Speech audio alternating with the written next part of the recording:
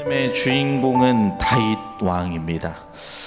시간적 배경은요, 사실 아직 압살롬의 반역이 일어나기는 전입니다. 그런데 그 분위기는 압살롬의 반역 때와 사실 크게 다르지는 않아 보입니다. 혹시 우리 성도님들은 왕 하면 어떤 이미지가 떠오르시나요? 왕의 자리다 하면은 우리는 막 어마어마하고 의리의리한 그러한 모습만을 떠올릴 수 있지만, 사실 우리가 영화를 통해서 간접적으로 많은 것들을 보면요, 왕의 자리는 우리가 이미 잘 알듯이 수많은 정치적 이해관계 속에서 사실 편히 잠도 이루지 못하는 위협이 도사리고 있음을 우리는 보게 됩니다. 동화 속에서처럼 왕이 자신이 하고 싶은 대로 자신이 모든 것을 좌지우지하는 평화로운 삶을 즐기는 것과는 분명히 달랐다는 것입니다. 이것은요, 오늘 특별히 오늘의 시편의 주인공인 선왕이라고 불렸던 다윗 왕조차 이것을 피해갈 수 없었습니다. 오늘 본문 9절을 보면요, 그를 둘러싼 위협이 어떤 것인지를 짐작할 수 있는데요, 우리 9절의 말씀 함께 읽겠습니다. 시작. 그들의 입에 신실함이 없고 그들의 심중이 심히 악하며 그들의 목구멍은 열린 무덤 같고 그들의 혀로는 아첨하나이다. 다윗을 둘러싼 위협은 무엇이었습니까? 칼과 창의 위협이 아니라 말의 위협이었습니다. 앞에서는 아첨하는 자들이 뒤에서는 그를 무너뜨리고자 모략하였습니다. 또 거짓으로 여론을 만들어 진실을 뒤집는 일들도 하는 자들도 있었습니다. 이러한 공격이 끊임없이 그를 공격하고 있었다는 겁니다. 차라리 전쟁터에서 싸우는 적이라면 맞서 싸우기라도 할 텐데, 다윗 하면 싸움에 능한 왕 아니겠습니까?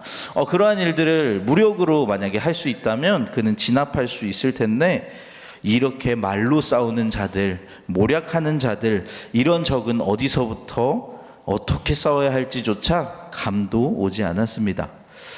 저는 이 말씀을 보면서 특별히 요즘에 해결하기 참 어려운 문제 중에 하나인 무고죄라는 것이 좀 생각났습니다.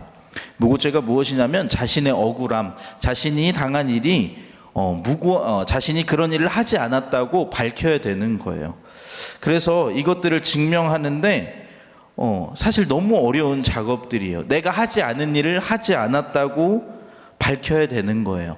그런데 이러한 일들이 종종 참 한 사람의 인생을 무너뜨리는 것들을 보여줍니다. 진실은 나중에 밝혀졌지만 이미 한 사람의 인생이 추락해버리는 그러한 모습들도 우리는 TV를 통해서, 뉴스를 통해서 종종 보고도 하는데요, 이러하듯 억울하고 참 답답한 일들이 오늘 다윗의 인생에 도사리고 있었다는 것입니다.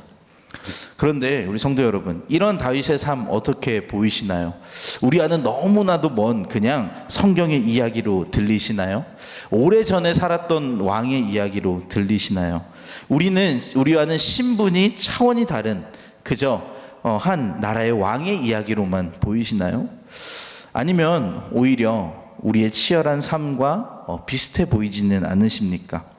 특별히 오늘 1, 2 여선교회 헌신 예배로 드리고 있는데요, 우리 인생의 험한 풍파들을 다 겪어오신 우리 성도님들께서 이 이야기가 남의 이야기처럼 들리시지는 않을 것 같아요.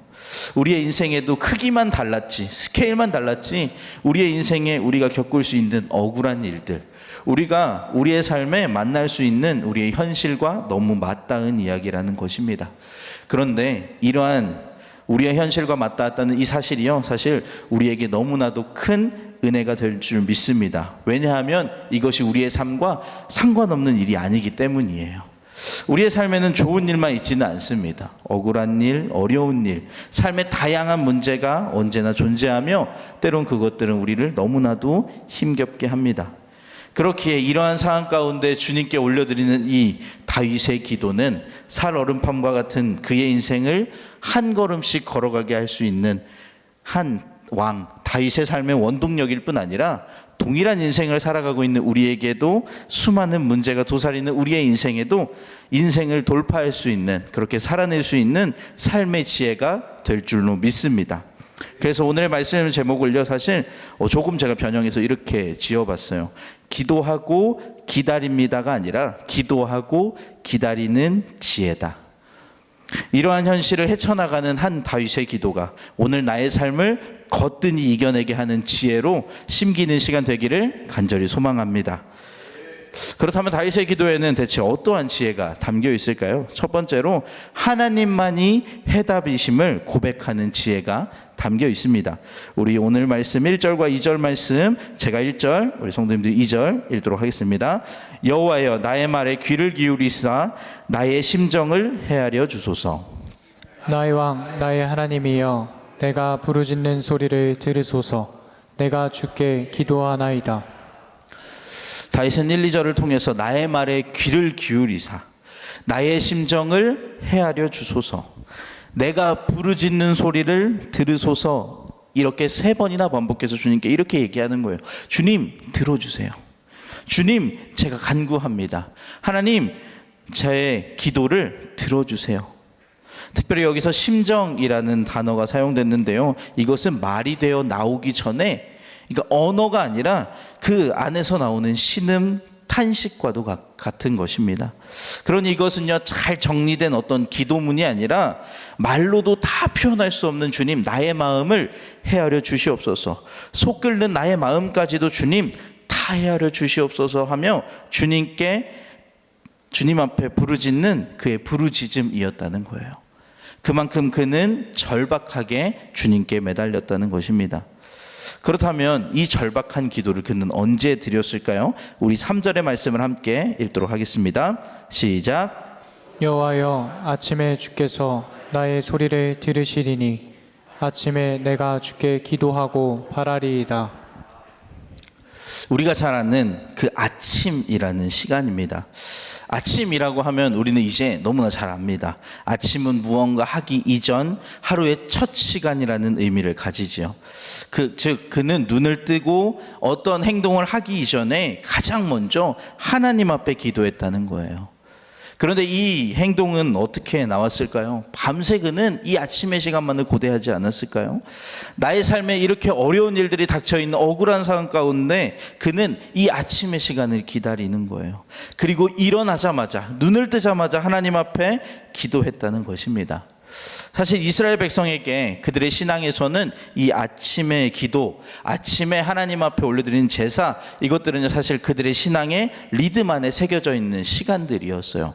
그러나 다윗에게 그 시간은요 그저 매일 돌아오는 시간이 아니었습니다. 자신의 인생, 자신의 삶을 걸고 하나님 앞에 매달리는 시간이었다는 거예요. 성도 여러분, 아침에 눈을 뜨면 우리는 가장 먼저 무엇을 하십니까? 요즘 많은 사람들, 아니 거의 대부분이 그렇죠. 우리는 눈을 뜨면 무엇을 먼저 찾습니까? 핸드폰부터 찾아요. 핸드폰을 켜서 무엇을 하죠? 밤새 무슨 연락이 온 건 없나? 나 중요한 누구랑 얘기하기로 했는데 막 잠들었어. 그런 연락을 기다리기도 하고, 또 세상이 어떻게 돌아가나 뉴스를 보기도 하고요. 우리 이제 성도님들도 다, 어른 성도님들도 유튜브를 켜서 세상이 돌아가는 일들도 보시기도 합니다. 또 오늘이 해야 될 일정들을 확인합니다. 그런데 중요한 것은 하루의 첫 시간을 세상의 소리로 우리가 채우고 있지는 않는가라는 것입니다.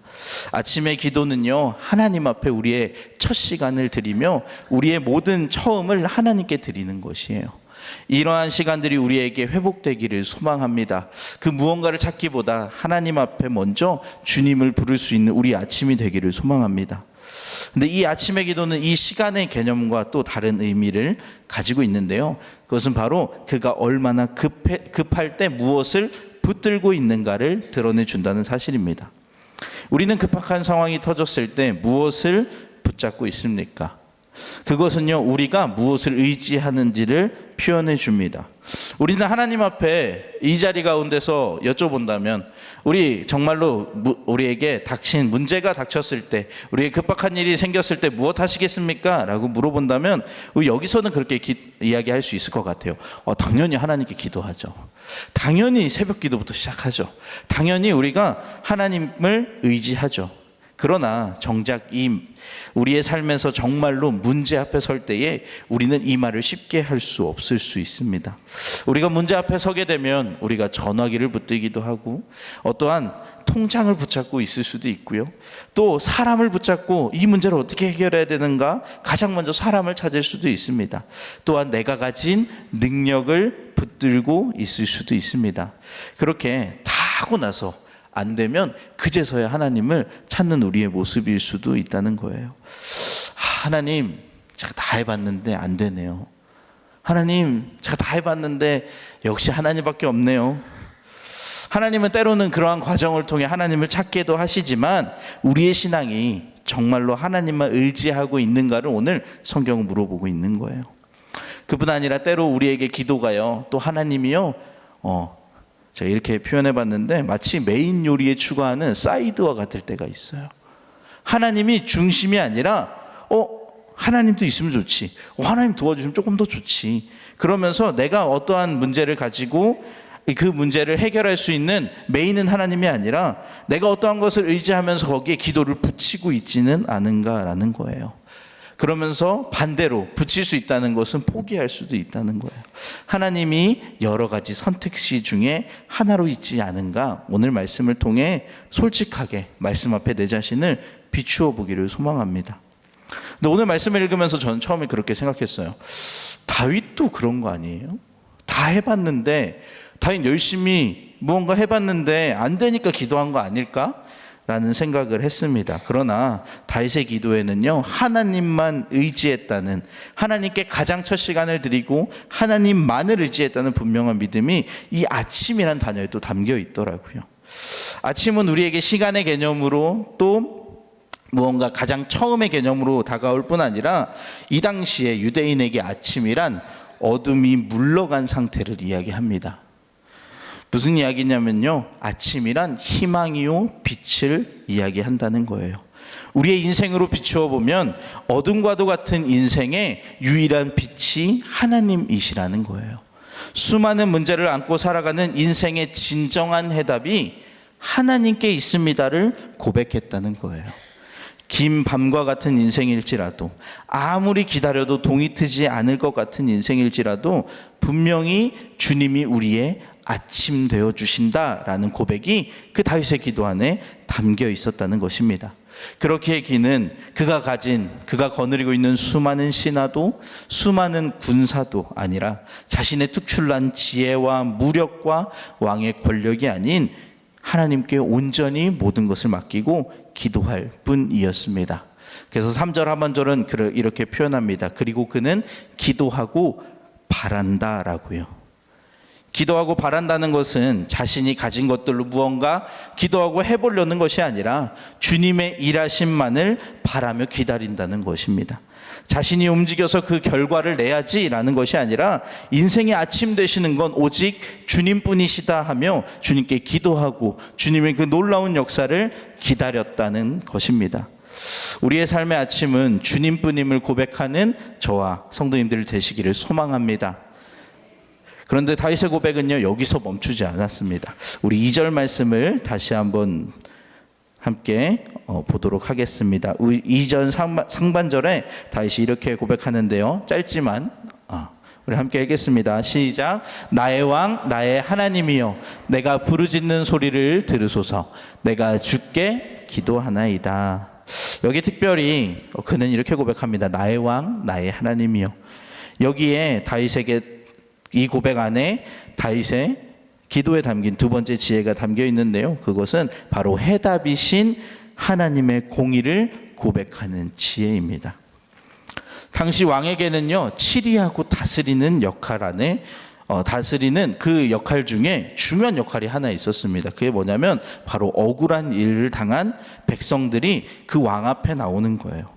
그리고 왕의 법정 앞에 서서 왕이 그의 억울한 일들, 그 송사를 판단하는 재판관의 역할을 하는 것이었습니다. 다윗이 주님을 나의 왕이라고 고백하는 것에는요, 곧 주님을 자기 인생의 최종 재판장으로 인정한다는 뜻을 담고 있습니다. 그래서 다윗은요, 자신의 삶을 탄식하며 악인들의 이야기를 쭉 이어오지만 그 초점이요 자신의 억울함, 자신의 어떠함에 있지 않습니다. 오직 주님의 공의 앞에 그 기준을 가지고 그들의 불의함을 낱낱이 고할 뿐입니다. 하나님 제가 억울해요, 하나님 이런 일을 당했어요가 아니라 그들의 불의함, 하나님의 공의 앞에서 그것을 기준으로 삼고 그의 불의함을 낱낱이 구했다는 거예요. 사람들이 좋아하는 재판장은 어떤 사람일까요? 내 말을 들어주고 내 편을 들어주고 내 손을 들어주는 재판장을 좋아하지 않을까요? 그런데 다윗에게도 당연히 그러한 심정이 있었을 거예요. 그러나 다윗은 그 모든 판결을 주님의 손에 맡겼다는 겁니다. 하나님, 나는 억울하지만 재판장은 재판장의 공의에 따라 최종 판결을 내립니다. 하나님, 저는 억울하지만 제 억울함이 아니라 하나님의 공의에 따라 판결해 주십시오. 다윗은 이 최종 판결의 권한이 주님께 있음을 고백하며 판결을 주님께 맡겨드리는데요. 우리 9절의 말씀 함께 읽어보겠습니다. 시작. 그들의 입에 신실함이 없고 그들의 심중이 심히 악하며 그들의 목구멍은 열린 무덤 같고 그들의 혀로는 아첨하나이다. 그 원수의 제목을 낱낱이 아뢰며 그는 하나님 앞에 이렇게 탄식하지만 우리 10절의 말씀에는 이렇게 이야기합니다. 10절. 하나님이여 그들을 정죄하사 자기 꾀에 빠지게 하시고 그 많은 허물로 말미암아 그들을 쫓아내소서. 그들이 주를 배역함이니이다. 하나님이여 그들을 정죄하사라는 표현을 통해 정죄의 주어를 자신으로 쓰고 있지 않다는 거예요. 그 정죄하시는 분은 하나님이시라는 거예요. 그것을 판단하는 분은 하나님이시라는 거예요. 그리고 3절과 같이 그는 주님의 판결을 기다릴 뿐입니다. 이것은 우리가 주님의 앞에 억울함을 호소하지 말라는 이야기가 아닙니다. 우리의 억울함, 우리의 속상함, 우리의 슬픔, 때로는 우리의 원함을 주님께 올려드리는 것, 그것이 잘못된 기도라는 것이 아니라, 그러나 결국 우리가 그렇게 올려드리지만 이것들을 판단하시고 판결하시는 분이 주님이심을 인정하라는 거예요. 이것이 얼마나 힘든 일일지 우리는 너무 잘 알죠. 너무 억울하잖아요. 하나님 내 얘기 들어주셨으면 좋겠잖아요. 내가 원하는 대로 하나님께서 인도해 주시면 너무 좋겠지만 그것이 아니라 우리는 그 자리를 하나님께 내어드리는 것. 억울한 말을 들으면 내가 바로잡고 싶지만, 나를 오해한 사람이 있으면 해명하고 싶고, 나를 힘들게 한 사람이 있으면 대가를 치르는 것을 보고 싶어 하지만 그 모든 판결을 공의로우신 왕께 맡기는 것, 이것이 다윗의 기도 안에 담겨있는 다윗의 지혜였습니다. 그런데 저는 이것을 보면서 우리가 놓치지 말아야 될 것이 하나 더 있음을 보게 되는데요, 그것은 바로 하나님의 공의가요 원수에게만 향하는 것은 아니라는 거예요. 그것은요 곧 나의 삶에도 동일하게 적용된다는 거예요. 원수가 불의하다고 나의 삶이 선한 것은 아니라는 거예요. 때로는 우리는 우리의 기도가 응답되는 일이 선함이라고 생각합니다. 그렇게 착각할 때가 있습니다. 또한 기도할 때 나는 옳고 나를 힘들게 하는 그 사람은 틀렸어 라고 단정하기도 합니다. 그러면서 나는 의인이야 라는 의인병에 걸릴 때도 있습니다. 그러나 상대가 잘못되었을지언정 내가 자동적으로 그렇다고 이루어지는 것이 아니라는 거예요. 특별히 다윗에게는 이것이요 더 와닿았을 것 같아요. 다윗에게는 전적이 있지 않습니까? 자신이 죄악을 저질렀고 그로 인해 하나님이 판단하셨던 경험 말입니다. 밧세바 사건 이후에 나단이 찾아와 당신이 그 악인이야 라고 얘기했던 그때 다윗은 하나님의 법정 앞에 원수뿐 아니라 나도 세워질 수 있는 법정이구나를 뼈저리게 느꼈을 것입니다. 우리가 또 생각해 볼까요? 우리 6절에 그는 이렇게 얘기합니다. 거짓말하는 자들을 멸망시키리라. 또 여호와께는 피 흘리기를 즐기는 자, 속이는 자를 싫어한다라고 얘기했는데 그는 거짓말을 안 했습니까? 그는 얼마나 큰 거짓을 저질렀습니까? 우리아를 속였고요, 또 이스라엘의 온 사람들을 속이려고 했습니다. 또 피 흘리기를 즐긴다, 이것 또한 동일하지요. 또한 자신의 손에 그 우리아의 피가 묻어 있었습니다. 그런데 이 기도를 할 때 다윗은 자신에게 찔리지 않았을까요? 그는 남을 정죄하고 끝나는 기도가 아니라 이 기도를 순간 다윗에게는 자신의 지난 날들이 주마등같이 지나쳤을 것입니다. 그래서 이 기도는요 다윗에게 그냥 원수를 향한 기도에서 멈추는 것이 아니라 하나님, 나도 그 길에 서지 않게 하소서. 하나님, 내가 거짓말하지 않는 삶을 살게 하소서. 하나님, 주님 싫어하시는 그 자리, 하나님, 나는 거기에 서지 않게 하소서 하며 자신의 삶 또한 의탁하는 기도였다는 거예요. 우리의 기도는 어떠합니까? 우리는 대부분 상황을 바꿔달라고 기도해요. 그 사람 바꿔주세요. 저 사람 바꿔주세요. 그 상황이 해결되게 해주세요. 그런 기도가 분명 필요합니다. 하나님 앞에 그러한 기도를 하는 것이 잘못된 것이 아닙니다. 그러나 거기서 멈추면 안 된다는 겁니다. 나를 바꿔주세요 뿐만 아니라 그 기도를 통해 하나님, 나 또한 그 자리에 서지 않게 하소서. 하나님 앞에 불의한 자들을 올려드릴 때에, 그러한 일들을 하나님 앞에 고백할 때에 그 사람을 정죄하는 시간이 아니라 그 하나님의 공의 앞에 나를 세우는 시간이 되어야 된다는 것입니다. 하나님의 빛 앞에 서면 원수의 그림자보다 내 그림자가 먼저 보일 수 있기를 소망합니다. 남을 향해 손가락질 하던 손이 어느새 나 자신을 가리키고 있을지도 모릅니다. 이것이 진짜 기도의 자리에서 일어나는 놀라운 일들이에요. 특별히 하나님 앞에 머물러서 기도해 보신 우리 1, 2 여성교회 오래 머물러 본 사람들은 이것들을 우리는 맛보게 되잖아요. 하나님 앞에 하나님 앞에 억울한 일들을 위해 기도하다가 결국 내가 문제였구나. 하나님, 내가 하나님 앞에 그러한 자들이었구나를 고백하는 일들을 우리는 경험하기도 합니다. 이러한 일들이요, 우리에게 잊혀지지 않기를 소망합니다. 우리가 의지할 것은 나의 억울함이 아니라 하나님의 공의임을, 우리가 정말로 우리의 최종 판결권자는 하나님이심을 고백하는 저와 여러분들이 되시기를 소망합니다. 그렇다면 여기서 우리는 좀 질문이 생길 수 있습니다. 하나님, 죄악을 기뻐하시지 않은 공의의 하나님, 그 앞에서 어떻게 전적이 있었던, 그것도 이런 죄를 일반 사람들보다 더 끔찍한 죄를 저질렀던 다윗은 어떻게 하나님 앞에 이렇게 당당하게 나아갈 수 있었을까요? 그 답은 7절에 있습니다. 우리 7절의 말씀 함께 읽겠습니다. 시작. 오직 나는 주의 풍성한 사랑을 힘입어 주의 집에 들어가 주를 경외함으로 성전을 향하여 예배하리이다. 아멘. 오직이라는 단어가 나오지요. 이것은 자신이 하나님 앞에 설 수 있는 자격이 있다는 것이 아닙니다. 오직 그 모든 일은 나의 힘으로 할 수 있던 것이 아니라 오직 주의 풍성한 사랑, 우리가 잘 아는 헤세드, 하나님의 은혜이기에 하나님의 은혜 때문에 내가 죄인인 나가 하나님 앞에 설 수 있음을 고백하는 것입니다.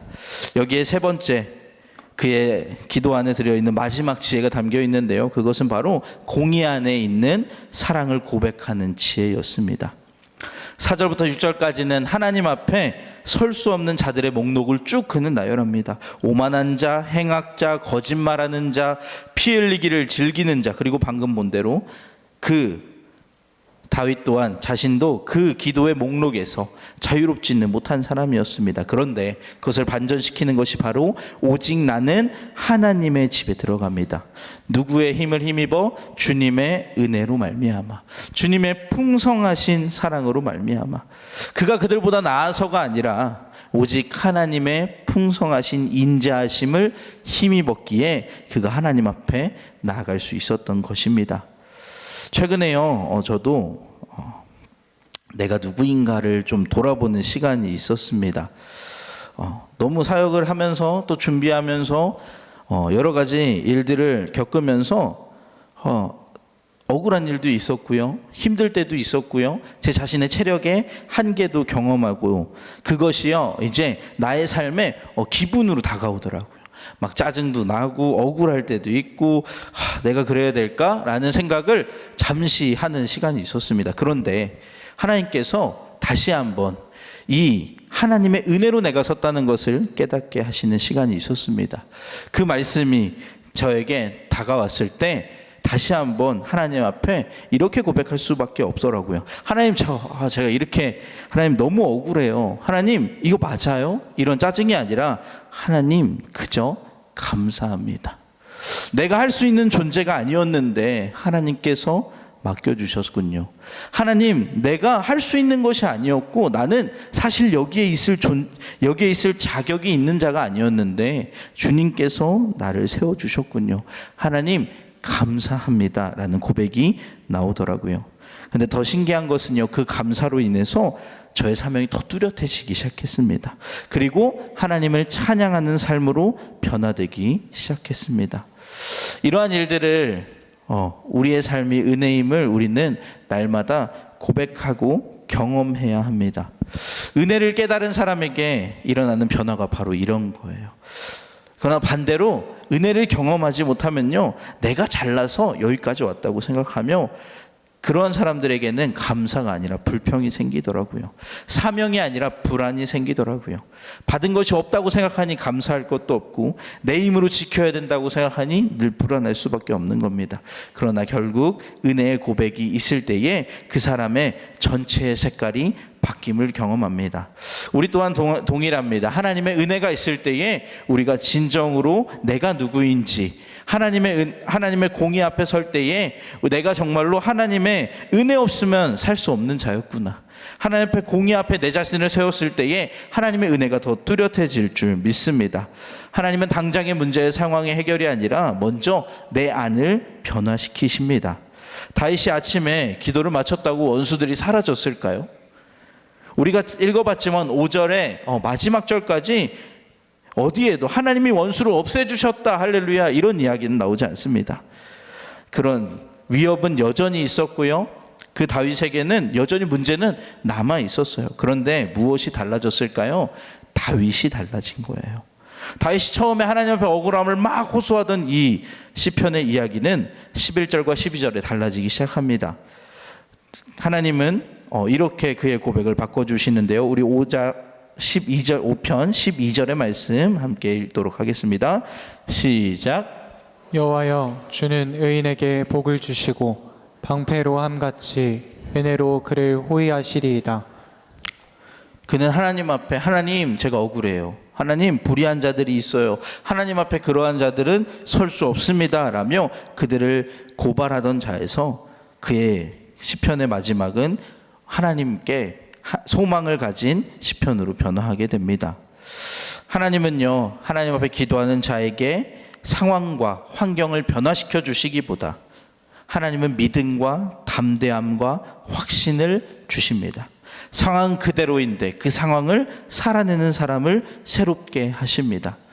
아직 이루어지지 않는 일에 대해서요, 그는요 그래서 확신하는 거예요. 주님은 의인에게 복을 주시고 방패로 함같이 은혜로 나를 호위할 것입니다. 아침에 그가 일어났을 때는 어떤 마음을 가지고 기도했을까요? 하나님, 오늘도 하나님 이러한 위협이 저에게 있어요. 하나님, 오늘도 나에게 이러한 어려움들이 있어요. 하나님 어떡하죠? 라는 마음으로 기도했다면 12절에는 하나님께서 의인을 지키실 것입니다. 하나님께서 은혜로 그를 호위하실 것입니다 라며 하나님이 이루어 주실 것들에 대한 확신을 가지고 그의 기도가 맞춰지는 것이에요.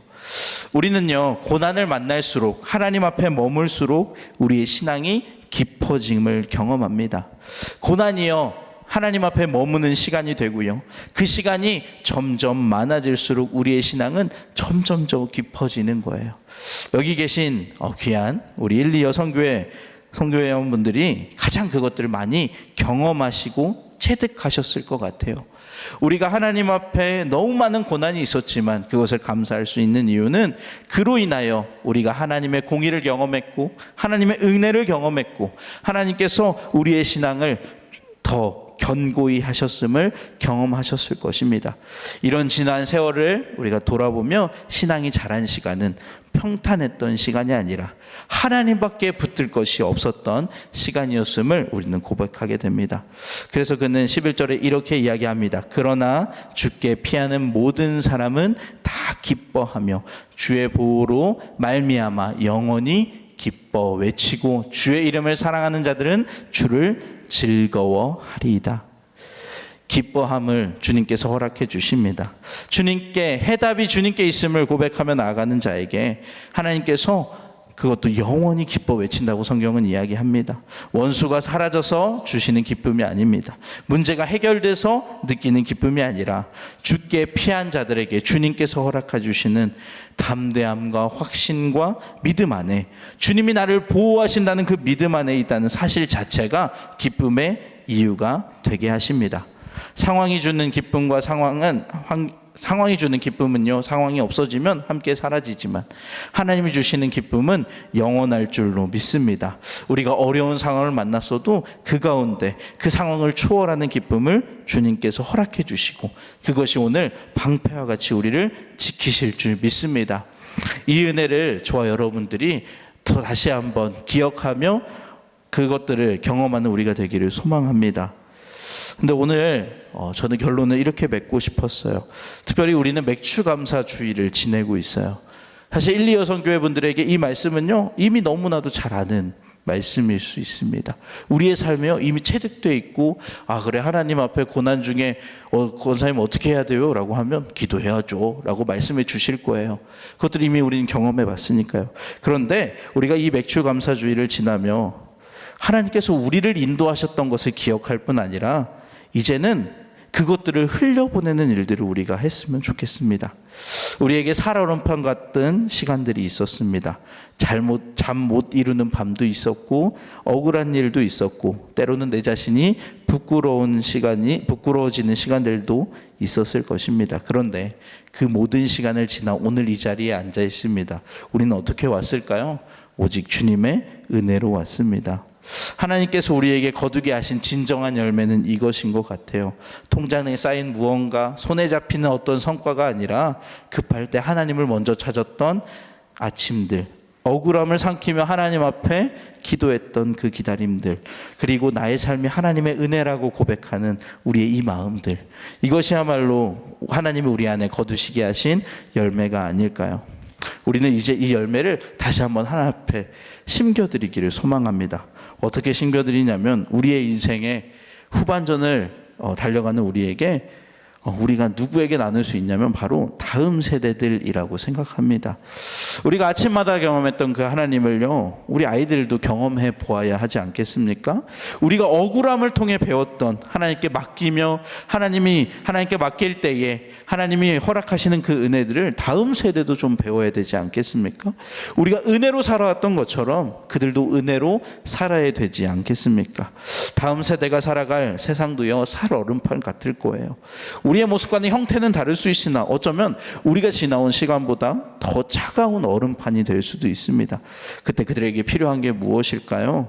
좋은 스펙, 넉넉한 유산도 도움이 될 수 있겠지만, 정말 필요한 것은 아침을 깨워 하나님을 찾을 줄 아는 우리가 경험했던 그 무릎의 은혜일 줄 믿습니다. 기도하고 기다릴 줄 아는 그 믿음, 이것을요, 우리 아이들이 맛볼 수 있도록 함께 기도해 주시기를 소망합니다. 특별히 다가오는 7, 8월 여름 사역은 우리가 특별히 더 주님께 집중하며 달려가는 은혜 받는 기회들이 있습니다. 이 귀한 다음 세대들에게 이러한 주님의 은혜를, 우리가 맛봤던 그 은혜를 동일하게 경험하게 해달라고, 하나님 정말로 우리가 맛보는 것으로 끝나는 것이 아니라 그들에게도 이 은혜가 흘러가 그들이 삶을 살아가는 온전한 지혜가 무엇인지를 발견하는 귀한 여름이 되게 해달라고 함께 기도해 주실 수 있는 우리 성도님들 되시기를 축원합니다. 의지했던 모든 것 변해가고, 억울한 마음은 커져가네. 부끄러움 없이 살고 싶은 마음 주님 아시네. 모든 일을 선으로 이겨내고, 죄의 유혹을 따르지 않네. 나를 구원하신 영원한 그 사랑, 그 신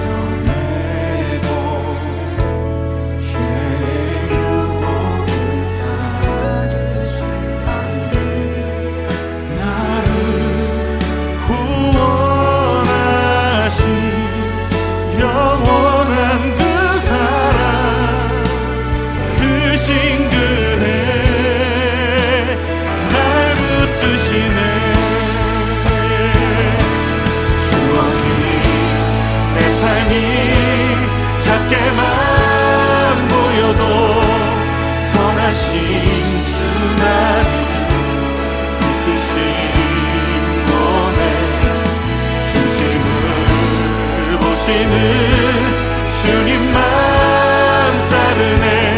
날 택하신 주만 의지해. 보이는 상황에 무너질지라도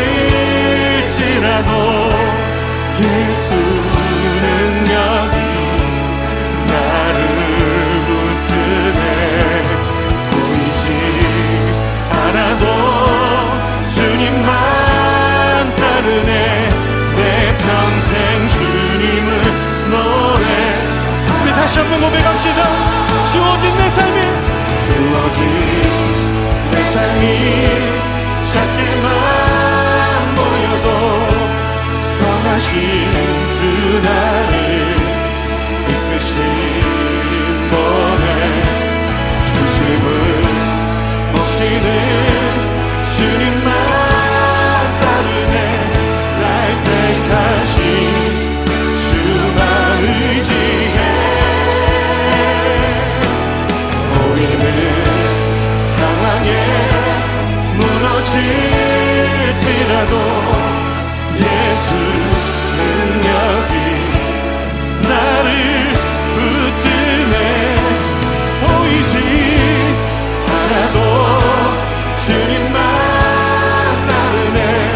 내 평생 주님을. 이 시간 함께 기도하며 나아갑시다. 주님, 선하신 주님의 나를 이끄심을 믿습니다. 내 평생에 예수의 능력을 의지하며 예수의 이름을 높이고 날 택하신 예수의 소망으로 살고 예수 살아계심을 노래하는 자 되게 하여 주시옵소서. 우리 함께 기도하며 나아갑시다.